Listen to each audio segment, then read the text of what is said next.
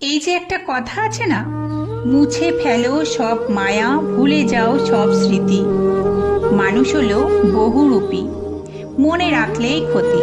শুনতে খুব সহজ একটা কথা, একটা ছোট্ট ক্যাপশন মাত্র, কিন্তু সত্যি করে বলো তো, আমরা কি আদেও তাদের ভুলতে পারি?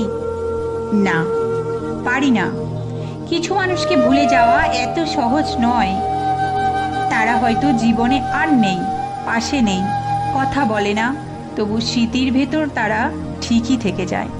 মাঝে মাঝে হঠাৎ করেই মনে পড়ে যায়, কোনো গান শুনলে, কোনো রাস্তা দিয়ে হাঁটলে, কিংবা কোনো পুরনো মেসেজ চোখে পড়লে। তখন বুকের ভেতরটা হালকা করে কেঁপে ওঠে। মনে হয়, ইস, মানুষটা যদি এখনো থাকতো। আক্ষেপ হয়ে যায়, আফসোস থেকে যায়, মনে হাজারটা প্রশ্ন ঘুরপাক খায়। সে কেন আমার হলো না?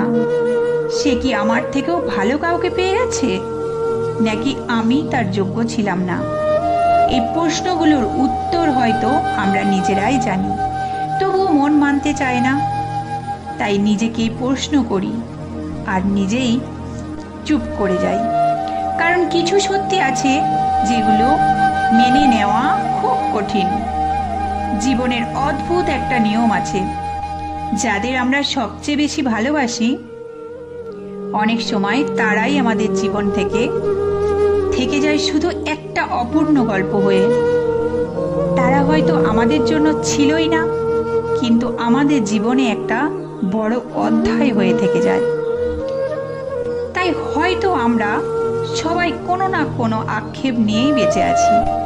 কারোর আক্ষেপ প্রিয় মানুষটাকে না পাওয়ার, কারোর আক্ষেপ সময় মতো ভালোবাসাটা না বোঝার, আর কারোর আক্ষেপ সব কিছু ঠিক থাকার পরও মানুষটা হারিয়ে যাওয়ার।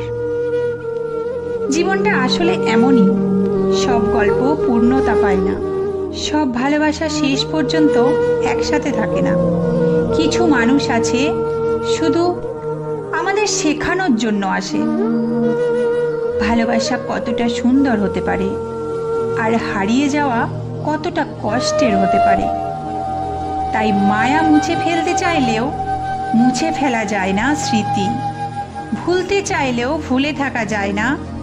কারণ কিছু মানুষ আমাদের জীবন থেকে যায় মানুষ হিসেবে নয়, একটা না পাওয়া অনুভূতি হয়ে আজীবন। আমার আজকের এই ভিডিওটা তোমাদের যদি ভালো লেগে থাকে, ভিডিওটা অবশ্যই একটা লাইক করে তোমাদের ছোট্ট একটা মতামত আমাকে কমেন্ট বক্সে জানিয়ে যাবে। আর তুমি চ্যানেলের নতুন বন্ধু হলে অবশ্যই চ্যানেলটা সাবস্ক্রাইব করে আমার পাশে থাকবে।